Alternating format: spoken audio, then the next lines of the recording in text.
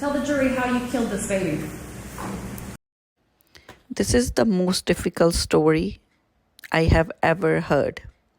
It's about little Dylan. Dylan Grove, born on January 10th, 2019. He was discovered inside a 30-foot well after 135 days of his birth. He was inside two milk crates that were copper wired and chained together, and the crate has rock inside to weigh it down. He was abused and killed by his own parent, Jessica Grove and Dylan Grove. Jessica Grove, 39 years old at the time, and her husband, Daniel Grove, 41-year-old, were living in Ohio with their 14-year-old son. She was a licensed practitioner nurse.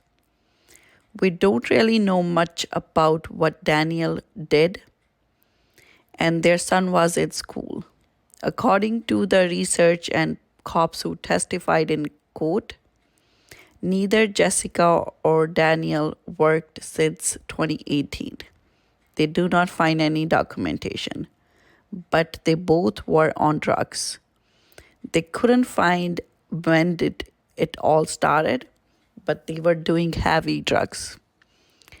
So in 2018, Jessica became pregnant. Her 14-year-old son confronted her, says, "Mom, are you pregnant? Like your belly is growing." She tells him, "Yes, I am pregnant." And she went to no prenatal appointments because she was on that mess. She went to the hospital when she was in labor, and when the hospital staff testified at the court, it was hard to listen. The hospital staff and the maternity ward staff said they see crazy stuff every day, but this one they vividly remember. She came into the hospital in full active labor.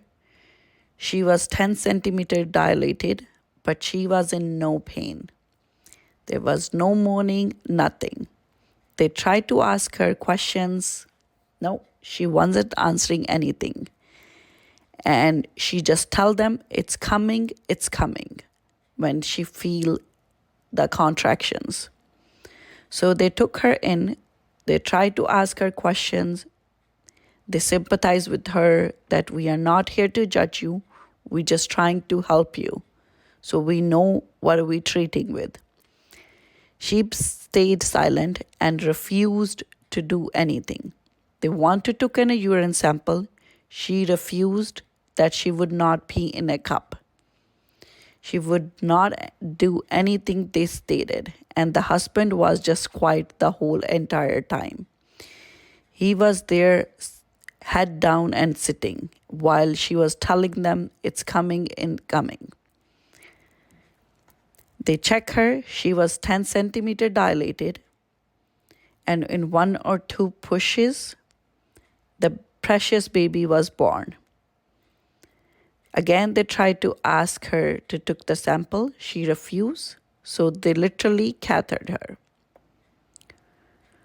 The baby was born. They know right away the baby wasn't born in a great circumstances. So they put the baby in the NICU. They said baby was dusky and have withdrawing signs and shaky. Dylan stayed in NICU for 5 days. They called the husband Daniel so they can have an interview. They wanted to talk to him. What they really wanted to do is take a urine test, so see if he is positive as well. So they bring him in. They ask him to go to the bathroom and keep the door a little bit cracked so they can hear and give them a sample. So he passed completely and he came out as a clean. So they tell him, okay, so you are clean. We want to eventually get you united with your son. And he was like, okay. He act like he gonna cooperate with children and family services that get involved at that point. They called the foster mom. Her name was Andrea. She was 41 years old at the time and was a teacher for 18 years. She started calling her friends and said that she started collecting stuff which she needed for the baby, and within a day she was ready to get the baby in the house. She had the crib, swaddle, blankets, whatnot.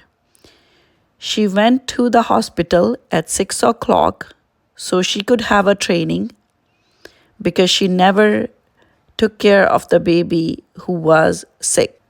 Andrea literally crying while testifying in court. She took 12 days off from work to take care of little Dylan because when she had the training, she saw he was fidgeting, he was sweating, and the poor baby was in a lot of pain. And Dylan was only weight 5 pounds. Andrea had Dylan for a week. After a week, the time was set it up for Jessica and Daniel to come and visit the baby. Andrea said within 5 minutes, because Jessica was overexcited, throwing her arms everywhere. She said that as soon as they left, she called the child and family services and let them know that she was concerned, that she thought the mother was on substance. A couple days later, Andrea, the foster mom, called back to the child and family services and asked them when is the next visitation set up. Because typically in situations like this, the parents can come and visit the baby once a week. They said the father going to come and get the baby on Monday.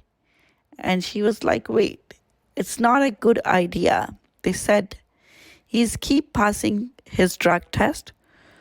So we are going to let him take the child.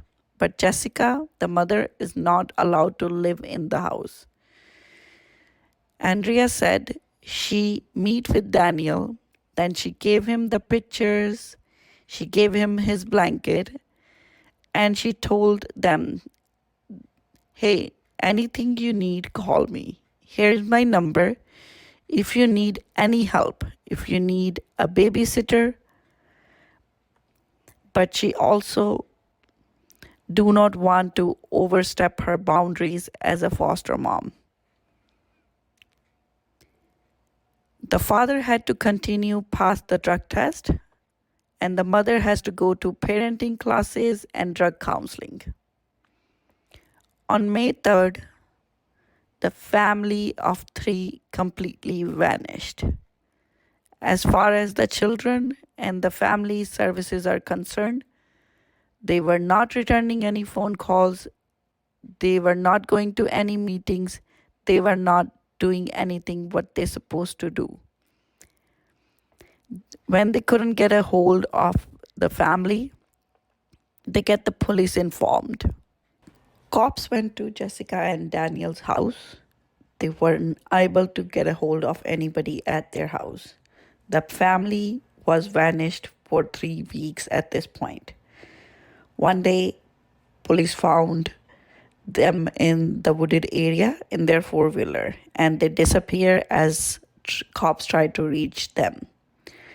On 10th June, cops were able to obtain a search warrant, and they went into the house. They tried to look for baby Dylan, but he was not there. They found Jessica, who was not supposed to be there. They arrested her immediately. However, Daniel, the father, barricaded himself, and there was a 6-hour of standoff. After 6 hours, they were able to arrest him and they bring both into jail. Now, at this point, neither one of them were talking. They don't want to talk to cops, are not listening to anything. They were not telling them where baby Dylan is. So one of the detective came to a conclusion that put them in one interrogation room. Then they hear them whispering, "Did you tell them where the body is?" Jessica told Daniel, and Daniel said no. Then Daniel asked Jessica, "Did you?" She said, "No, I did not." Then police play that video clip in front of them and ask them where baby Dylan is. Then after a while, Daniel confessed to police that baby Dylan's body is in the well in the wooded area. He told the police he used to hunt in the area where he lost couple hunting dogs in these wells. So he sent the police on a goose chase. Police get the fire department involved because it was a well, and they tried to get all the water out from the well. However, it was a spring fed, so they couldn't get the water out. So they started with the fishing hook. Fire department had no idea what they are looking for. They were using the fishing hook. It was 30 feet well, so in deep, they found something. They started pulling out. It was 12 zip ties, 8 wire ties, 18 rocks, 6 layers of plastic and duct tape. Tell the jury how you killed this baby. It was an accident.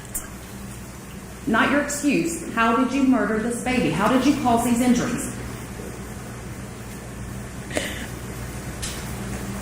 I have sit here and admitted. Answer the question, please. How did you cause these injuries?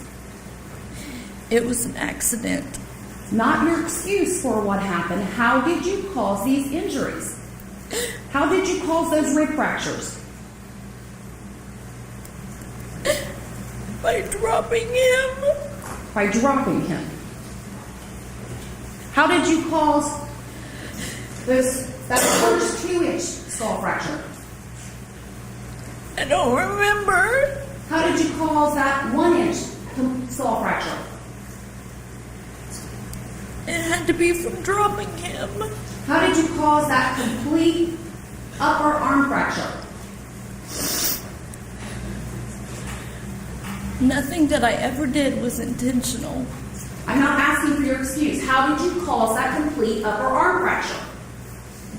Tell the jury. I have to live with this for the rest of my Answer the question. life. How did you cause that complete? You have devoured my family.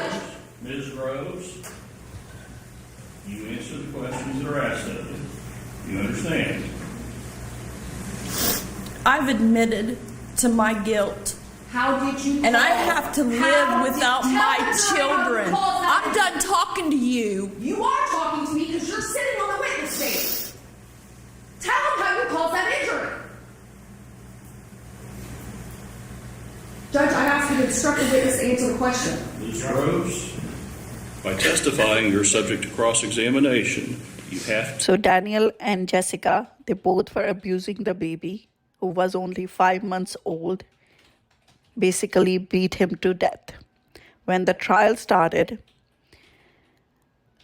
their 14 years old son, who is now 15, testified against the parents.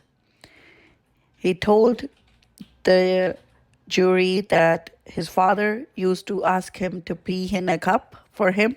So that is the urine he was using to pass the drug test. I hope he's getting therapy because he need a lot.